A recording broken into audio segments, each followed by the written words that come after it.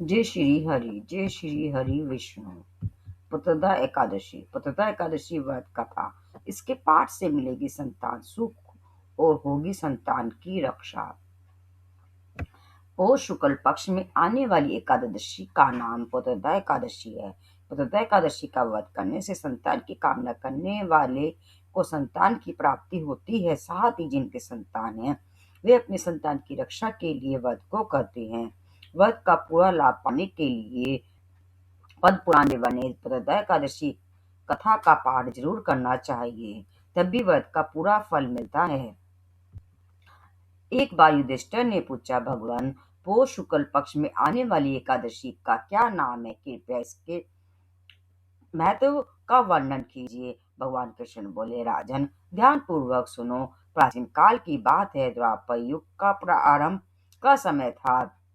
राजा महिजित अपने राज्य महिष्मतिपुर का पालन करते थे, लेकिन उनकी कोई संतान नहीं थी।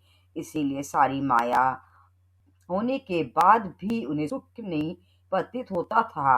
अपनी ऐसी अवस्था देखकर उन्हें बड़ी चिंता होती थी। उन्होंने प्रजा वर्ग में बैठकर इस प्रकार कहा कि प्रियजनों, इस जन्म में मुझसे कोई पातक नहीं हुआ। मैंने कभी भी अपने खजाने में अन्याय से कमाया हुआ धन नहीं जमा किया है।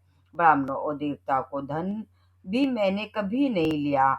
अपनी प्रजा का मैंने पुत्रवध पालन किया। धर्म से पृथ्वी पर अधिकार जमाया तथा दुष्टों को वे बंधु और पुत्रों के समान ही क्यों ना रहे हों दंड दिया है।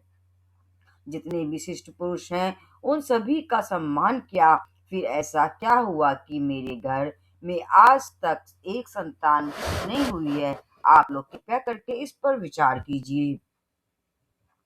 राजा के ऐसे वचन सुनकर पुरोहितों के साथ ब्राह्मणों और प्रजा विचार करने लगे और पुरोहितों और ब्राह्मणों ने एक घने वन में प्रवेश किया। सभी लोग इधर उधर घूम कर ऋषि सेवित आश्रमों की तलाश करने लगे। इतने ही में उन्हें मुनि श्रेष्ठ लोमेश का दर्शन हुआ। लोमेश जी धर्म के तत्व संपूर्ण शास्त्रों के विशिष्ट विद्वान, दीर्घायु और महात्मा हैं। उनका शरीर लोम से भरा हुआ है।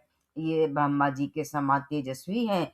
एक एक कल्प बीतने पर उनके शरीर का एक एक लोम विशीर्ण होता टूट कर गिरता है, इसलिए उनका नाम लोमेश हुआ है।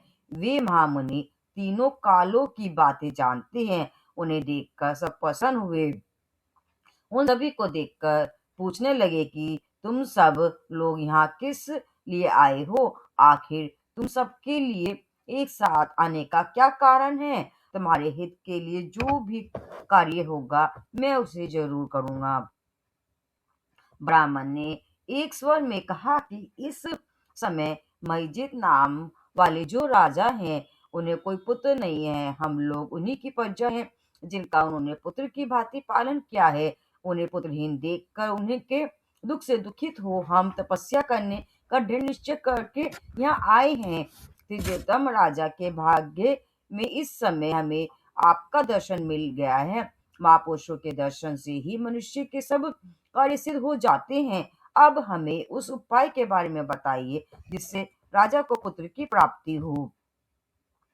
उन सभी ब्राह्मणों की बात सुनकर पहले तो महर्षि लोमेश 2 घड़ी तक ध्यान मग्न हो गए। इसके बाद उन्होंने राजा के पहले जन्म का वृत्तांत जानकर उनसे कहा कि हे महानुभाव, वो सुनो। राजा महिजित पूर्व जन्म में मनुष्य को चूसने वाला धनहीन वैश्य था। यह वैश्य गांव गांव घूमकर व्यापार क्या करता था। एक दिन जेठ के शुक्ल पक्ष में दशमी तिथि को जब दोपहर का सूर्य तप रहा था, वह गांव की सीमा में एक जलाशय पर पहुंचा। पानी से भरी हुई बावली देखकर वैश्य ने वहां जल पीने का विचार किया। इतने में ही वहां बछड़े के साथ एक गौ भी आ गई। यह प्यास से व्याकुल और ताप से पीड़ित थी, अतः बावली में जाकर जल पीने लगी। वैश्य ने पानी पीती हुई गाय को हाँक कर दूर हटा दिया और स्वयं पानी पिया। उसी पाप कर्म के कारण राजा इस समय पुत्रहीन हुए हैं, लेकिन किसी जन्म के पुण्य कार्य करने के कारण उन्हें अब राज्य की प्राप्ति हुई है। ब्राह्मणों ने कहा, मुने, पुराण में सुना है कि प्रायश्चित रूप पुण्य से पाप नष्ट होते हैं, अतः पुण्य का ना उपदेश दीजिए जिससे उस पाप का नाश हो जाए। लो में जी बोले प्रजाजनों, पौष शुक्ल पक्ष में जो एकादशी होती है, ये पुत्रदा एकादशी के नाम से विख्यात है। वे मनोवांछित फल प्रदान करने वाली है। तुम लोग उसी का व्रत का पालन करो। यह सुनकर प्रजाजनों ने मुनि को नमस्कार किया और नगर में जाकर विधि पूर्वक पुत्रदा एकादशी के व्रत का अनुष्ठान किया। उन्होंने विधि पूर्वक जागरण भी किया और उसका निर्मल पुण्य राजा को दे दिया।